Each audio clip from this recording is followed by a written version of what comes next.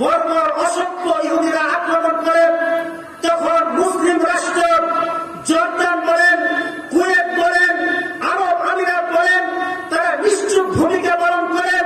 তারা চেয়ে চেয়ে দেখেন মুসলমানদের রক্তে আজ সেখানে রক্ত প্রবাহিত হচ্ছে, মুসলমানদের লাশের সারি করতেছে, হাসপাতালে আক্রমণ করতেছে, আশ্রয় কেন্দ্রে আক্রমণ করতেছে, শিশুদেরকে হত্যা করতেছে, মা বোনদেরকে ধর্ষণ করতেছে।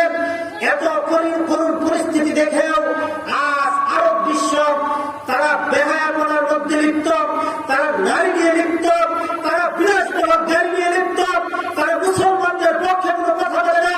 কাল কিয়ামতের দিন ফিলিস্তিনি মুসলমান ভাই বোনেরা তারা আল্লাহর কাছে ফরিয়াদ করবে, আল্লাহ বোমার আঘাতে আমাদেরকে মেরেছে, গুলি দিয়ে আমাদেরকে মেরেছে, ট্যাঙ্ক দিয়ে তারা জর্জরিত করেছে, আমাদের বাড়িঘরগুলো তারা ঘুরিয়ে দিয়েছে।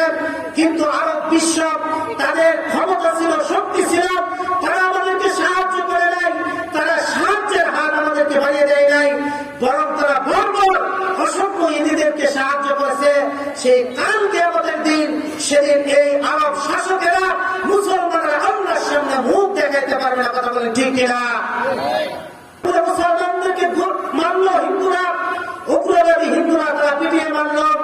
যখন মুসলমানরা প্রতিবাদ করলো, তখন আমরা কি দেখতে পেলাম যে গুলি করে আমার এক মুসলমান ভাইকে এদেশের পুলিশ তাকে গুলি করে জর্জরিত করে শহীদ করেছে, কিন্তু তার বিরুদ্ধে এখন পর্যন্ত কোন ব্যবস্থা নেওয়া হয় নাই। কথা বলে ঠিক কিনা? যদি আজ সেই মুক্তি আমি থাকতো, লালবাগ থেকে গর্জন দিত, শাহী থাকতো, হাটহাজারি থেকে একটা গর্জন দিত, এমন আন্দোলন হতো, বাধ্য হতো সরকার এই কুলাঙ্গারদের বিচার এই দেশের মাটিতে অবশ্যই অবশ্যই হতো। কথা বলে ঠিক কিনা?